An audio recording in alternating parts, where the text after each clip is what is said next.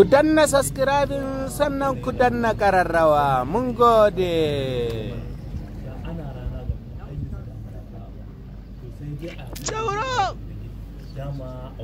What? Hakuri ake ga yanayin ranar nan. Ba su fito ba. Suna ƙoƙarin su taruwa a cikin gari. To ko a kan mutum ya kuskure ya taruwa.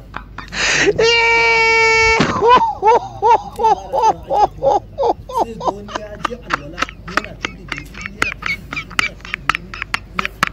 ka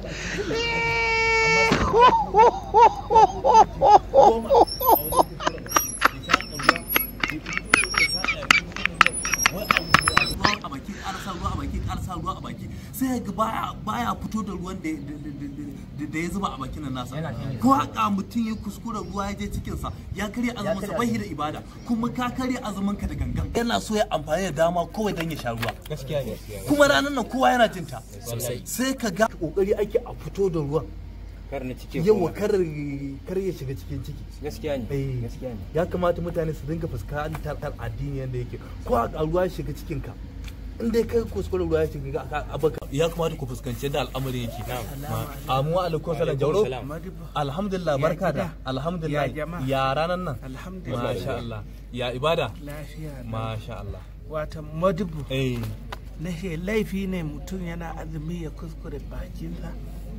Mutum kuskure baki ai bai laifi ba ai dai zaka alwala dole ka kuskure baki ka kuskure baki zaka alwala ka kuskure baki to menene laifin a shi laifin a ciki in ka haɗe in ka sa ruwan a baki ka haɗe shi ne laifin in dai ka haɗe a ruwan yanzu cikin ka to bakar azumi ka karya azumin ka don Allah